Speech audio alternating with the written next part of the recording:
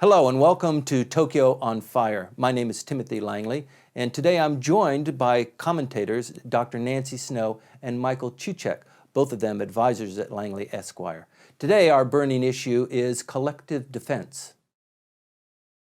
The issue is formed on the Japanese Constitution, specifically Article 9, that highlights the use of force and military armaments for the defense and protection of Japan. And what the Constitution says in English is that the Japanese people forever renounce war as a sovereign right of the nation, and the threat or use of force as means of settling international disputes, land, sea, and air forces, as well as other war potential, will never be maintained. And in light of that, the Japan Self-Defense Forces have been in existence for over 30 years. We're coming up on the 70th anniversary, the end of the Pacific War. And currently, the Japan Self-Defense Forces, the military might of the Japanese nation, is about 7th overall globally. And it is widely believed that just the naval forces of Japan exceed the collective power of all of the United States allies in naval might. So today what we'd like to talk about is where we are with the Japanese collective, the issue of collective defense in light of the restrictions of the Japanese Constitution, which pretty clearly restrict not only building an army, but even having the ability to project that force offensively anywhere else in the world. So the Diet is now in a 150-day Diet session. We're 2 weeks into that, and there are several bills. There's lots of conversations going on about the revision of the Constitution. There have been many attempts to modify the Constitution, and it is widely believed to be way too complicated. So what the process of addressing it have eventually become are to reinterpret certain segments of the Constitution. And the current Prime Minister, Mr. Abe, has made a certain success there. And over the last maybe 8 or 10 months since a cabinet hearing in July, has forwarded the notion of collective self-defense. And that's what we're going to be talking about today. I'm joined today by two guests, Dr. Nancy Snow. Dr. Nancy Snow is the Chief Advisor on Public Relations, Media Relations, Public Diplomacy, and Leadership Branding. Dr. Snow is a 2-time recipient of the Fulbright Fellowship and as a student of the Federal Republic of Germany and a Fulbright Professor of International Relations at Sophia University. She is currently an Abe Fellow at Keio University's Institute of Media and Communications Research, where she is conducting research for a forthcoming book on Japan's national brand, global image, and reputation. So Nancy, I'd like to lead with you. Oh, okay. Since the issue of collective self-defense is a huge issue, particularly in light of what's going on in the Middle East. Right. You didn't bring up ISIS, but I will, because, of course, the time of this crisis, I think it really caught the Japanese people by surprise, and even Prime Minister Abe, because we're talking about when he went on his 6-day tour of the Middle East. This was in mid-January, and he made this pledge of $200 million, as we all know now, in Cairo, at a business and investment conference. So it wasn't really in the context at all of defense and military. However, of course, ISIS, knowing what we do about its own brand, it took that as an opportunity then to represent these hostages who were being held for months behind the scenes very quietly. And I think it raised the Article 9 issue in dispute to a whole new level that has a lot more emotion, a lot more fear going forward. And I guess the question I have is, are we going to leave this critical issue in the hands of just the Diet, or what role does the public play here? Because public opinion is decidedly against tinkering with Article 9. It's been a long-time enhancement of the national brand of Japan. But again, I think that the tragedy around the Japanese hostages has really brought to light this issue, and it's impacting people who are otherwise not terribly involved in politics and international relations. Yes, I agree with you. And the issue before the Prime Minister went to Cairo, it seemed like that was something of a catalyst, and things just really ignited after that. I'd like to get your opinion, Michael. Michael Chuchek is the adjunct fellow at the Temple University Japan Institute of Contemporary Asian Studies and is the well-known author of Shisaku, one of the foremost blogs covering politics in Japan. Michael, Nancy was talking about the public opinion and the role of public opinion, and that impacts, diet politics and the vote, and how. I mean, I don't even think it's conceivable that they can revise the Constitution, Article 9 of the Constitution, but there's just tremendous push to do that. Well, there's a tremendous push among Diet members, and we all knew that coming in. After the election that just took place in December, the Diet members were asked by the major news organizations, where do you stand on various issues? And many of those news organizations, particularly those that are not entirely supportive of the government, such as the Asahi Shimbun, ran parallel public opinion polls, finding out how the public feels about exactly the same issues. And certainly in the case of collective self-defense, the differences between the Diet members, particularly the members of the LDP, and the public were stark, where you had 85% support of immediate revision of the Constitution among Diet members. The public, the numbers are in 30% of the voters. You're talking about completely disassociated groups, even though ostensibly those Diet members are supposed to be representatives of the people, but the people and the Diet members are on different planets. How rare.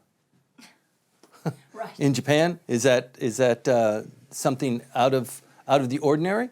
It's actually historically the Diet members, of course, have been very careful about whether or not they reflect their constituencies. They do face election, and unfortunately, we don't have so much of that pressure on the Diet members because we don't have an effective opposition. Right. There's no alternative, really, to the LDP member that's in your district.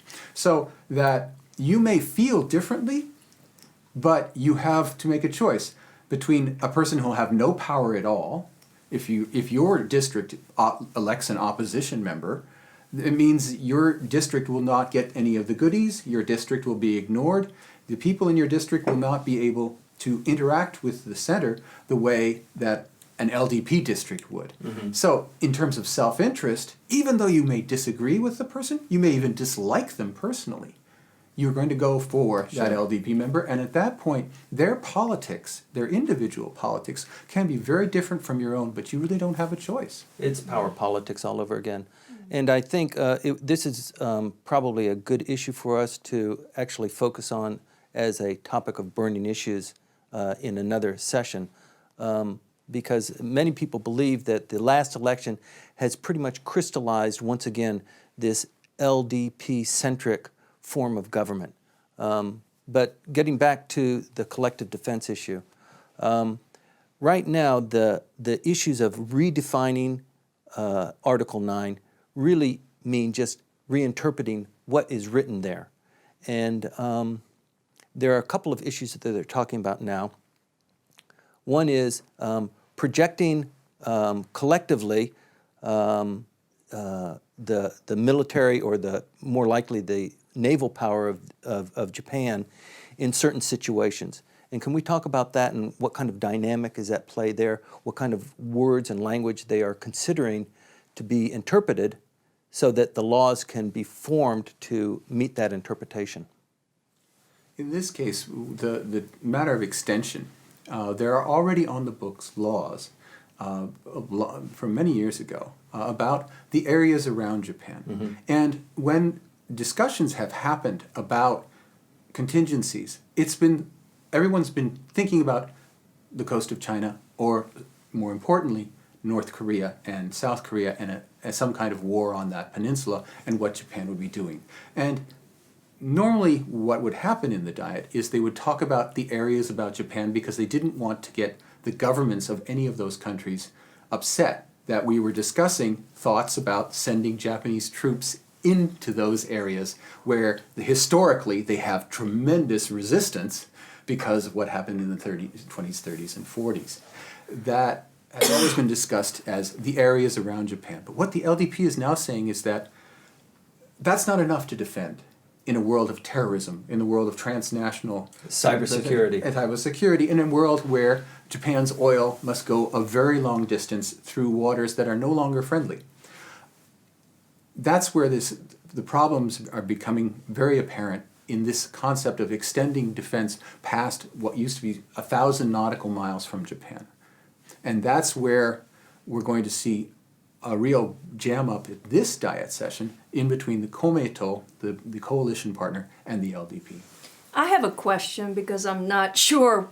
When did the impetus for this change to Article 9, when did it really take off? Is it under Prime Minister Abe? That's one question. The second is, after the deaths of the 2 Japanese hostages, the argument I heard from Abe was that, well, going forward, we might have had an opportunity. He framed it in terms of maybe we could have had our defense forces go in, sort of help to spring loose the hostages. Well, don't you need permission from the whatever the overarching government is? If you're talking about Syria and ISIS-controlled territory, the coalition that's already been there doesn't even have access to them. That's why these videos keep popping up, because it's a total breakdown in society. So he was using that argument going forward to make the change, but that seemed unrealistic. But to go back to my first question, when did all of this momentum get going? Did it begin, was it mostly an LDP centered? Let me take the first stab at this, if you don't mind, Michael. It started as soon as the paper was dry on the Treaty of San Francisco. Okay, so essentially the Japanese Constitution, which many people say inaccurately, I believe, that the Constitution was written by the occupying forces of General MacArthur. I think it was guided in that way, but it was addressed with Japanese political thought leaders and lawyers and members of the parliament. The nation was defeated, that's true, but the concept of we don't want to be in a war again, we never want to tempt that kind of an outcome again. We're a defeated nation. Almost our culture and our history has been damaged as a result of that. So that Article 9 was inserted then, and the idea was how is Japan going to be able to protect itself? And of course, Big Brother, the United States, would provide that kind of defense. And it's very expensive, and it requires an awful lot. And as a consequence of that, Japan could focus on other things. And the economic miracle, the just unbelievable growth that Japan went through is something that brought people like us into this country. I mean, it's a miracle. It's never happened in human history. And one of the reasons why is because there was a military umbrella placed over Japan, and it still exists today. And that is why another perhaps potential issue for us, Okinawa, in another burning issue. That's why Okinawa is so hot and such a flashpoint. It's because Okinawa bears the brunt of hosting the United States military presence in Japan. Is it 80% of the About 80%. Okay. And it's some people say it's outlived its usefulness, but I think the American military will say no, it hasn't. It's geopolitically strategic. So that issue, that irritation of we need to be, as a nation, we need to be able to protect ourselves and to have a military might so that neighbors who might want to encroach on us, for example, to steal our coral or to pump oil out of our territorial waters, we can have a legitimate threat to them. And that threat is being provided by the United States. And that provision of safety and that security provided by the U.S. alliance, I think the Japanese are questioning, because look what's happened in Ukraine, look what's happened in Syria. They're wondering now if really push comes to shove, and the Chinese are really, I mean, they're going double digit in their military spending, whereas Japanese traditional military spending has been less than 2% per year. So there is a threat there. There is a threat on the Korean Peninsula as well. And I think it's reasonable for Japan to want that kind of security. Their hands are tied. And so this issue, it comes up all the time. With the current prime minister, he is a little bit leaning to the right, and it's presented some problems for him, for his cabinet, but it's also presented some opportunities. It's interesting you say a little bit leaning to the right. I mean, that may be true. I think there's a lot of pragmatism to Abe, but in terms of the vocal right wing, more far right support out there, he's under a certain pressure, maybe from Washington, but also from this sort of bellowing right wing.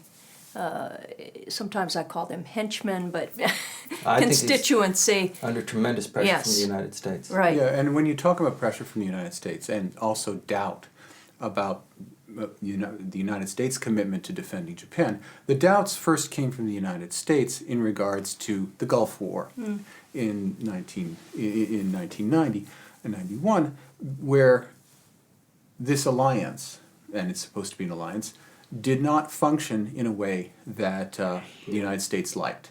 Certainly, Japan, by paying $13 billion, bankrolled the first Gulf War. But bankrolling it was exactly the role that the United States, community, in terms of Japan relationships, did not want to emphasize. But that was the one that came out of Diet deliberations. That was the only thing that the current, at that time, balance between the socialists and the LDP could come up with as a way of Japan contributing. Later on, Japan minesweepers did go and clear mines, but that was after hostilities had ended. Mm-hmm. And from that point on, the United States was the one that was saying, what's in it for us? We're not getting out of you what we need. Yes, you're providing us places to put our ships and our planes, and that's fine, and that's the letter of the alliance, but we really need more.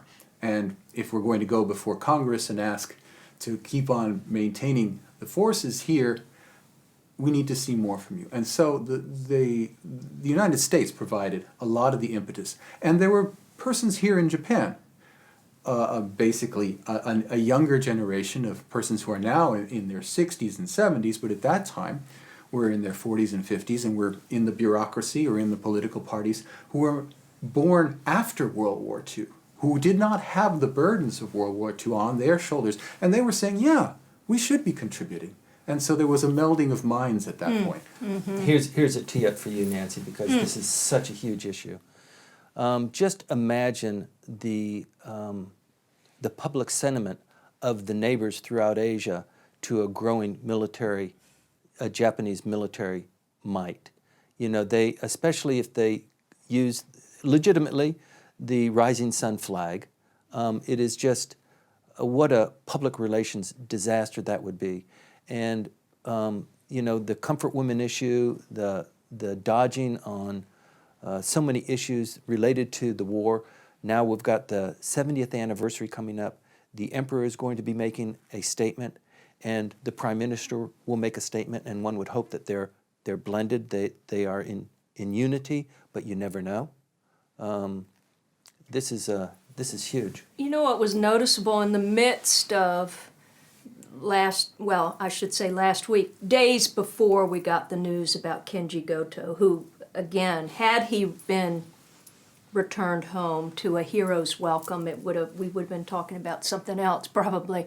But the Thursday before we got the news, Sunday, February 1st, here was Abe expressing shock at this verbiage in this McGraw-Hill textbook, which is now in its 6th edition. And they're having this debate in the about diet. comfort women. Right, about comfort women. And it just struck me as sort of an odd segue for the Prime Minister. And it will go into play with the 2020 hindsight into how he handled the entire 2-week hostage crisis. Why this diversion to protecting one's honor? I think there are a lot of other issues at play, larger issues having to do with humiliation at the end of the war. I mean, of course, losing the war, but also a sense of we want to get back our sense of pride because they've had the so-called lost decades of decline and feeling like they're sort of shrinking, not just in terms of the fertility rate, but also in terms of the region with the rising China. Having taught in China in 07, I saw the Chinese were going around feeling like, hey, this is our century, the 21st century. So I think Japan is reevaluating really its role here in the region. And you've got some messy, dark history there that some would like to cleanse and make pure again, but the realists are saying we've got to look at the whole landscape of what really happened, and it's just so many contested narratives taking place. Well, even so many kids who are growing up, the kids that we're talking about now, who say, yes, we want to have a role, they don't know anything. They don't know anything about the pre-war, the triggers for even the war, what happened during the war. Their textbooks and their teaching begins kind of after that, and it glosses over it. If you've ever visited Hiroshima, it's a very impactful tour to go there and to see that. But you hear, if you're speaking Japanese, if you can understand Japanese, what the tour guides are saying to the kids that are looking at the displays and at the artifacts, you know, still criticizing the United States for this dastardly act. And of course, everybody's very sad and weeping, and you're sitting there as an American and getting bad shots. Can I add an anecdote to that? Just because you all, I really defer to you as the long-term Japanese experts.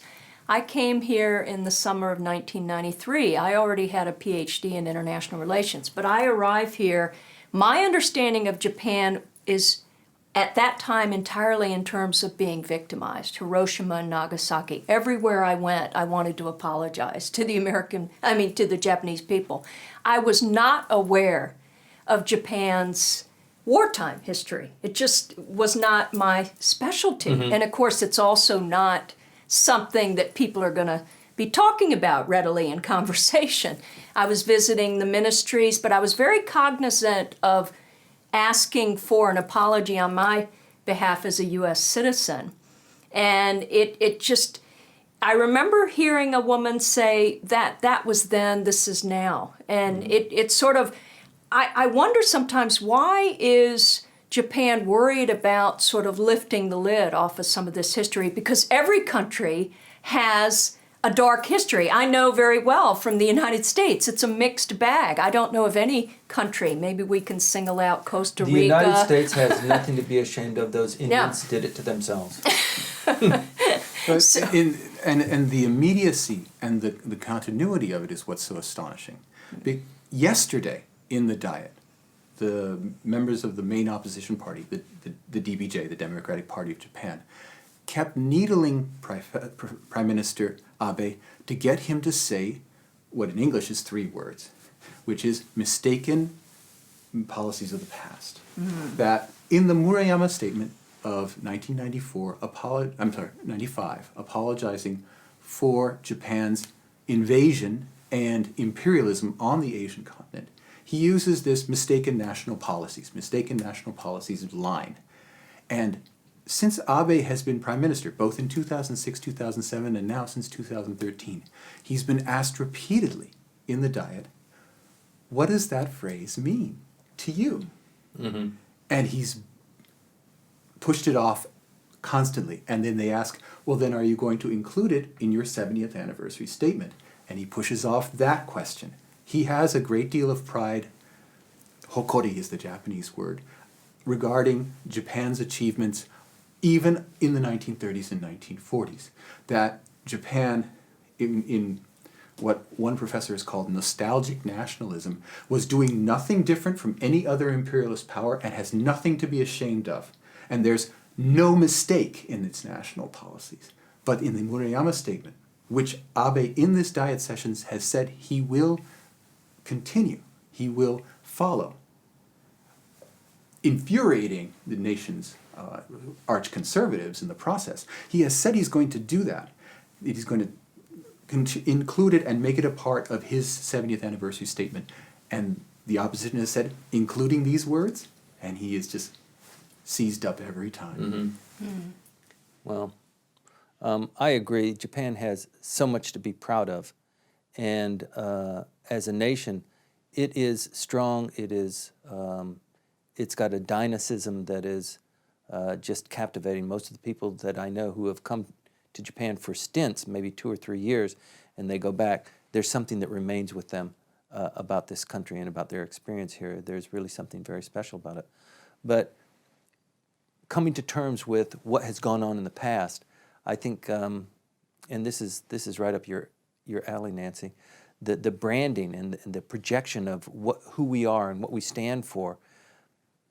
And I don't know, I think a lot of people just would like to say, just apologize, just say you're sorry, and then we can get on with it. And I don't think that quite works, but it is a huge national branding image that I don't know if they've really put a lot of effort into. I'm not sure if just words alone, but gestures and nonverbals, which are a big part of demonstrative communication. But I come from a part of the United States, in the southern part of the United States, where we've had to go through these gradations and how we are seen. Because of the Civil War? The Civil War, the Civil Rights Movement, the Jim Crow laws, and sort of coming up kind of behind the rest of the country in race relations. But I've had to deal with brand at a very personal level from the time I was very young, because I have an accent from that part of the United States. So it's sort of a giveaway. And you're a PhD, and yeah. And so I often say that there's no taboo topic with me. I'll talk about anything. But there are certainly a lot of taboo topics in many circles, and Japan is no exception here. So sometimes there's a part of me that thinks, yeah, go ahead, why is this so difficult? And I keep coming back to a psychology and then a sociology too, and that certainly plays a part, because it just seems to be difficult to apologize if you view it in terms of weakness. It's somehow going to weaken you personally and weaken you as a country. So I'm sounding like a psychiatrist, which I have no training in that whatsoever. But I do think that there are collective wounds in Japan and throughout the world. And we're seeing those take place before our eyes, how nations are handling it. And I really think this year is so critical. We're kind of sitting on the edge of our seats now, anticipating the statement from Shinzo Abe, when I think we need to have a larger national conversation about where does Japan want to go in the future beyond Abe as a politician. He's not going to be prime minister forever, but we are putting a lot of pressure on him. I don't envy the position he's in, but I think that when you put all your eggs in one basket in the sense of waiting to hear from the prime minister, what other cues are we missing? And regionally speaking, as somebody who comes from cultural affairs and educational exchange, I would love to get more people involved in this regionally. So nationally, but also regionally. Because Japan really, in many parts of Asia, is a very, very strong, positive role model for Asia. It's not all just mired in the past. But collective security now brings up the past immediately. Because the Japan Self-Defense Forces have never hurt anybody.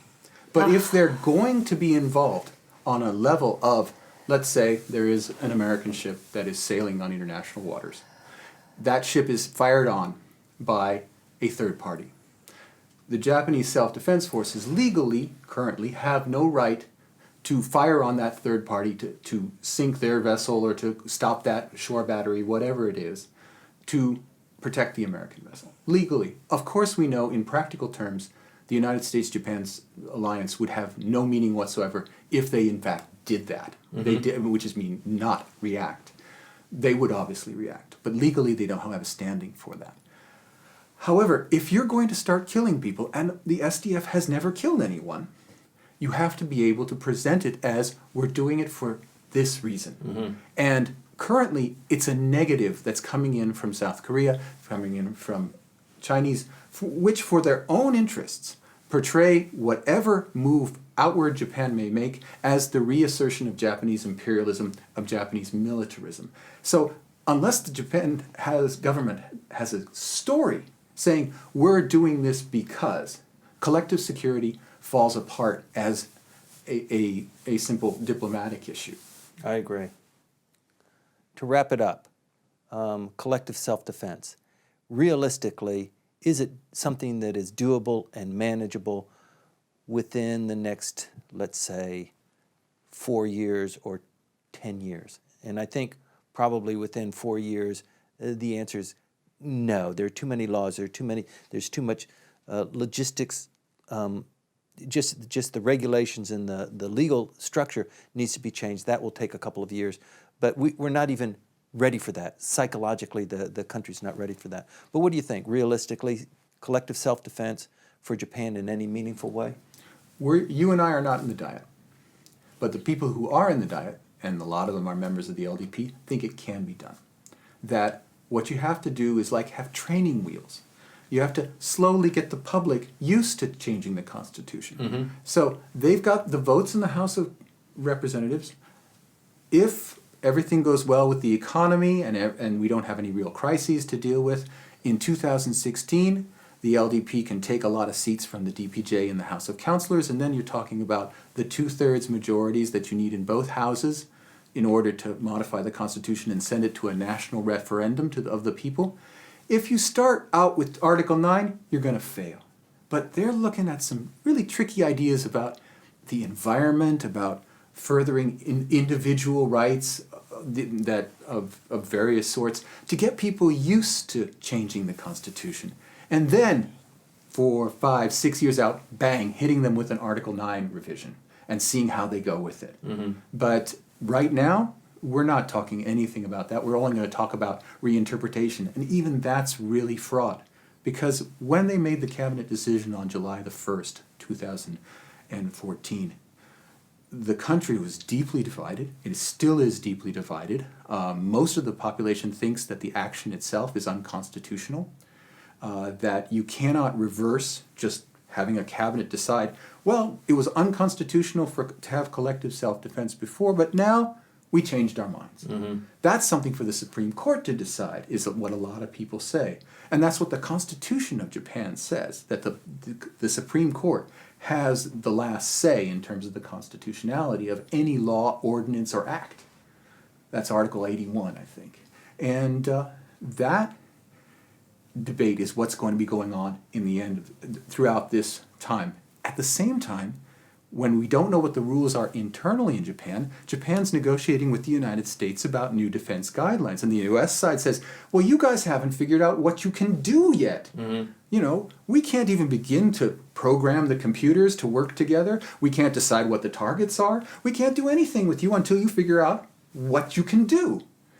And so Mr. Abe is standing right in the middle of it. And then he starts making statements about World War II. And that just makes everything all the more complicated. Yeah. Yes. Well, Nancy, assuming that the Japanese population begins to replenish itself within the next 20 years. That's a big assumption. But and there is a drive to have a more forceful military presence, and within the guise of collective self-defense moving, first I guess it would occur in a couple of stages, collective self-defense and then moving further afield.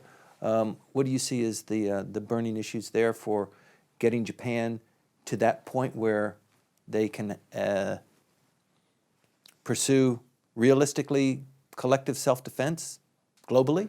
I don't know why I want to go to Womenomics Okay.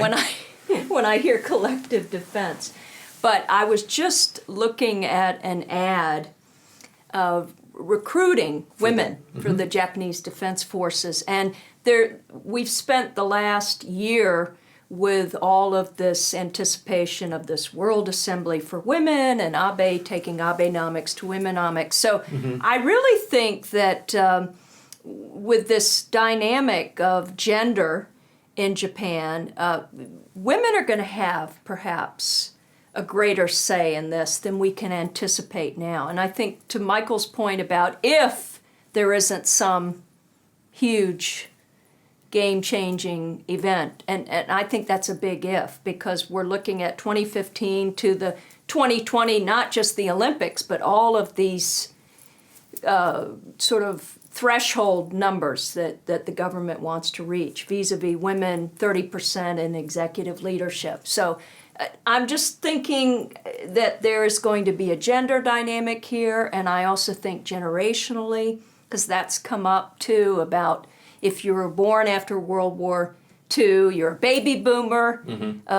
The baby boomer period is about 20 years, and the younger baby boomers are decidedly against the changes to the Constitution. They certainly don't want this to be a quick change, and piecemeal maybe. But if you're an older baby boomer, yes, you may want Japan to reassert itself. But Japan is dealing with a lot of issues, almost like the canary in the coal mine, that are impacting a lot of other countries, but Japan becomes kind of the face. Low fertility, which impacts a lot of other comparable industrialized democracies, but Japan becomes the standard bearer of that. So a lot of the media gets into that. So Japan could become the sort of future city, future nation. This is how you can deal with a declining but sustainable growth model of development,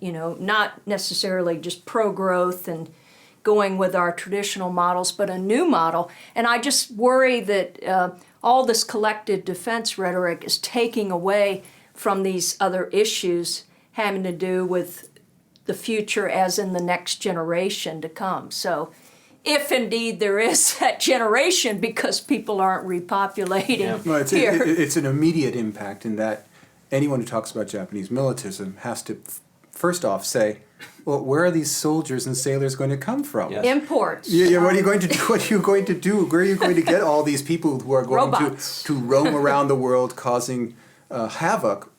Japan just simply doesn't have that in it. However, it does have a very, very capable force, which it can maintain, of about 250,000 persons altogether, and it'll probably, in fact, increase in size just a little bit. But that's a sustainable force for a country with a population of 120 million. It's even a sustainable force for a country of 100 million, which is what we're looking at in 20 years' time.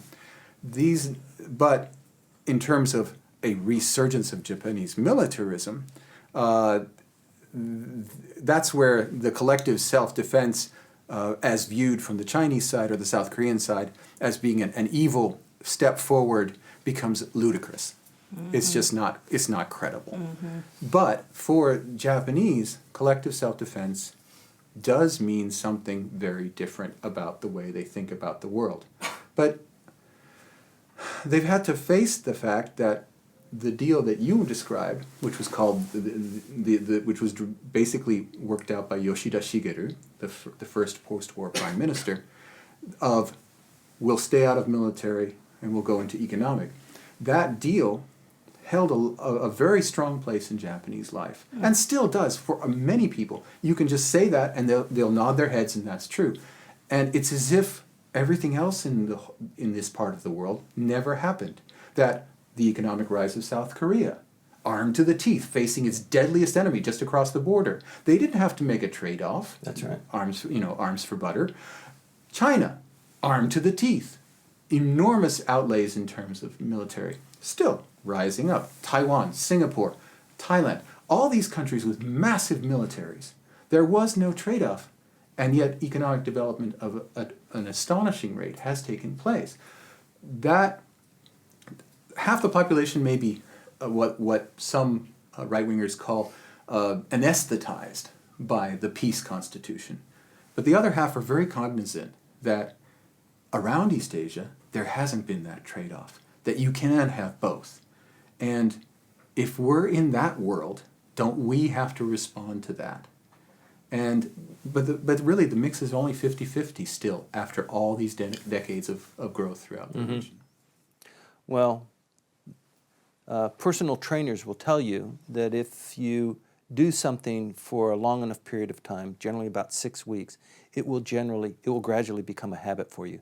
So if you find yourself sleeping in too much and you set your alarm clock and you say, I'm going to wake up at 6 o'clock every day, and you do that for 6 weeks, it becomes something of a habit. Same thing with diet or running in the morning, anything like that. And I think the same can be said perhaps for nations. And the Japanese have been in this situation for 70 years. I think it is a habit, and I think they have the war-renouncing peace constitution and everything that is tied in with that. And I think realistically, I understand the desire for Japan to want to be strong, to project its image, to be able to defend its own borders. That's a real leap. And I think there are many more things that Japan can be so superlative at and to be renowned for. And I think I can't say, but it seems to me that this protective umbrella provided by the United States, that's a pretty good deal. I mean, they're arguably the best in the world. I don't know what the cost trade-off is, but to be able to come up to some sort of comparable level, for example, even to send a rescue force to get the two hostages, I mean, that's nonsense. The Japanese would never be there in 40 years. So I don't know, but I think the branding issues for Japan to project itself to the world and also to protect itself are really critical. I like the Prime Minister. I think he's got a very competent cabinet. I'm looking forward to them moving successfully forward. There are a lot of challenges ahead, but collective self-defense and moving that to the next 2 or 3 levels where it's going to actually make any substantive difference, I think is really a stretch. You know what? Part of cool Japan for me is the fact that not one member of the Japanese self-defense forces has killed anyone. That's Yes. cool Japan. Yes. You want to get to uncool Japan, you have the first taking out of someone, because this is so, every nation state has its myths and sort of these grand narratives under which people live, and I think a really strong one for Japan is that, again, peaceful people, as you said, kind of selective memory of we're going to go just to the post-World War II image of ourselves. But I think it has worked very effectively, and people marvel around the world at this country that has been an incredible success story, and so that's why you have to really sit back and think about cost-benefit analysis here, and not just how the Chinese and Koreans are going to react. Interestingly, in 2014, there were, 13 million, I think it was a high water mark in tourism, and the top 2 sending countries were China and South Korea. So you get the public opinion polls with the negativity and attitudes toward Japan, and yet they're showing up now with the weaker yen and shopping here, and so, and you know, there's relatively peace and calm in that commercial sort of transaction. So, Well, you said it yourself. Assuming the military would be bolstered by more children, or, for example, women to join the the military force, like in Israel. I mean, even the idea of conscription for Japanese youth, that would, I can't even imagine how Japanese parents would deal with that. does this mean we're giving up on the third arrow? No. I'm just a simple girl from the South in the United States, and I do recall with Abenomics there were the 3 arrows, and the 2 were successful. Abe was sort of riding a wave here. Then we had the snap elections, but structural reform, what happened to that? Oh, it's very much on the table. Okay. The first target is the Japan agricultural lobby. Oh, that's easy. And it's easy because it's huge.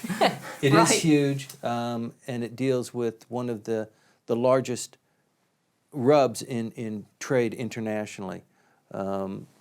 Importing, Japan would like to be self-sufficient in foodstuffs, and it is not. So in those areas where it is self-sufficient, it wants to preserve that, and in those areas that it's not, it would like to secure that, but on its terms, not on the terms of the suppliers. And that is all essentially controlled by JA. And so that is very much in the Prime Minister's sights. And the other thing I wanted to add with collective defense, and maybe it's from having taught in Israel too, I think of the big S in the room, which is security. And how do we define security? Because I'm living in Tokyo where I feel safer here at all times of the day and night than I do anywhere else, including my own home country especially. And so when I think about security, I go from personal to national security. But I wonder if Japan, again, changes the equation too much, will that impact the way people feel about being drawn to come here? Because safety and security and personal security and just convenience, and there are these features of the appeal that Japan has that I worry might change. Well, one might think, the self-defense forces don't have anything to do with Well, personals, but right. they do in a way Oh, sure. that it's hard to many people with countries with normal militaries can understand. In that the legitimacy of the self-defense forces was not established by defending Japan; it's by disaster relief. Right, that's right. And Yeah. it started out as a force whose legitimacy was doubted and it was just called flat out unconstitutional by the Socialist Party until it changed its tune in 1994-95 in order to become part of a coalition government. But PKO. The peacekeeping operations after the Gulf War, where they said, "Oh gosh, we got to at least participate in UN PKOs," And they did extremely well. and they did extremely well. And a Japanese police officer was killed in one of them, and that set up a debate about, is it right to die? Which was something that even, not just killing people, but was it okay to die in these things? But really, what the self-defense forces have done in terms of disaster relief and what they're expected to do in disaster relief is far more than what's the case of militaries elsewhere. And the self-defense forces are actually now the most trusted part of the government. Why? Because they were on the ground and they were there first, and they were the biggest force, and a huge force, 100,000 personnel after the tsunami. Right, absolutely. And nuclear and earthquake disaster of 3/11. Yes. 3/11 made the self-defense forces into an illegitimate force, and there are people who say, let's stop there. They are now legitimate. They are entirely, everybody's behind them. People like them. Why divide the country by putting them outside and putting them in the job of killing people on behalf of others? Not on behalf of Japan, but on behalf of others. Why ruin the brand? Exactly, because I think of the Japanese self-defense forces in the context of almost the blue helmets, Right. too.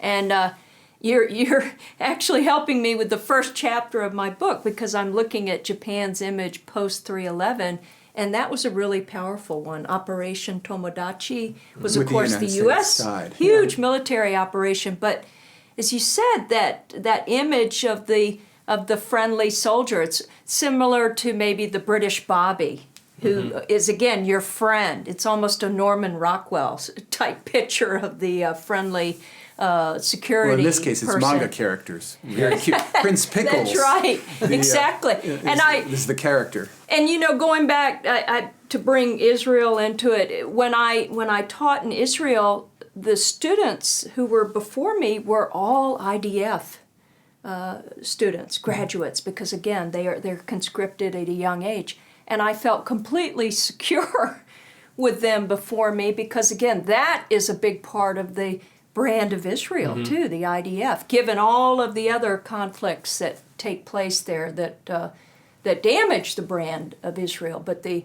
IDF, the young people have really bought into. And again, I think with the Japanese young people here, I'm not sure with some of the students, as many universities as I've guest lectured, if I could have this much engagement with them, because we wouldn't really be on the same page about what we already know. And I think there is a bit of a history deficit. And understanding how the present forces work here is the key, outside of also going back in history, but is the key to going forward, is you have to first understand what is the purpose and role of the present self-defense forces. And that came out this week in the on Wednesday, when the Education Ministry put out its new guidelines for moral education, which until now had been kind of a touchy subject, and for those of us who watch Japanese politics, we were waiting for Education Minister Shimomura to finally drop the other shoe, because he has a reputation of being an arch conservative, but he hadn't done anything in terms of really putting his mark on this administration. He'd been almost silent and invisible. In fact, he made a visit to Yasukuni that no one saw. And we only know about it because he later said, I went. So he had been off the radar until this Wednesday, when he came up with these new moral education guidelines. Now, they're extremely controversial, and some of the things that the little amendments and changes that they're asking for are things on the order of loving one's country and loving until now they've been saying to love the land and its culture, and now they've put in a little parenthesis, Bracket, right. Our country. What does that mean, our country? And people are there. This whole idea of protecting our country, working for our country, and the reason that has ever been a big deal is because in Diet and in government surveys, over and over again, they've asked this very, very loaded question: if Japan were attacked, would you defend our country? And the percentages of young people who say that are very, very low. Extremely low, less than 20%. And for conservatives, that's the sign that Japan needs a moral education about protecting the moral duty of the citizen to protect his or her country. And that, in Israel, is not even a question. Right, Yes. of course. But here, they ask a question, and the answers that they get, they don't like. Sure. Well, I think Japan, unlike Israel, hasn't been exposed to lots of horrible things happening to their people and to their cities, as has happened in Israel. And, with a couple of searing experiences, people's attitude change, but I can't see that happening anytime soon. I mean, there could be some incidents or false flags created to generate that sentiment, but I think that's a real stretch. What about the abductees of North Korea? Completely blows out the North Korean-Japan dialogue. There just simply can't be one until the North Koreans come clean on the disappearances that happened in the 1970s. And the Japanese government insists that everything has to be cleaned up before we even talk. That's not going to happen. And if we're talking about traumatization and traumas, if that can stop all talk, Sure. We're talking about an overreacting nation. Yes. Well, just to go back a little bit, if you don't mind.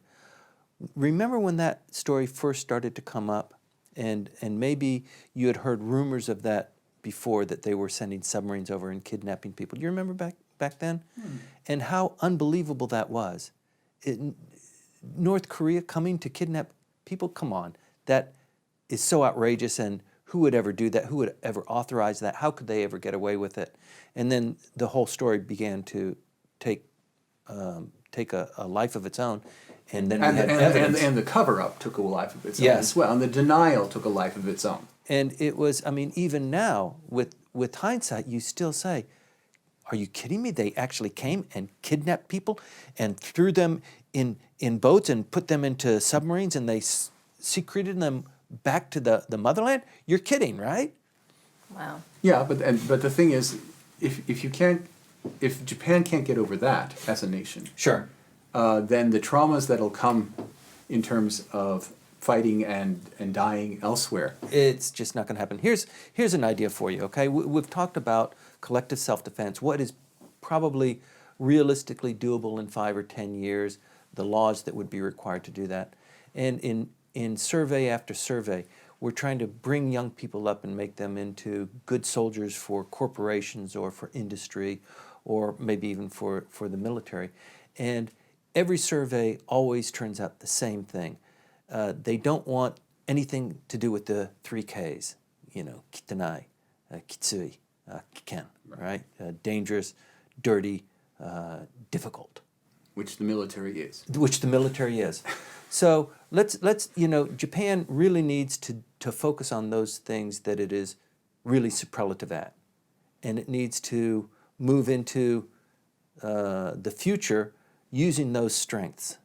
And I think probably an attractive option to what it is that we're talking about, relying on the United States and sharing the costs and hosting U.S. soldiers in Okinawa or someplace on Japanese soil, is to focus on the technology. And what I'm getting at here is the drone technology in the United States. It is just flourishing. It is rocketing.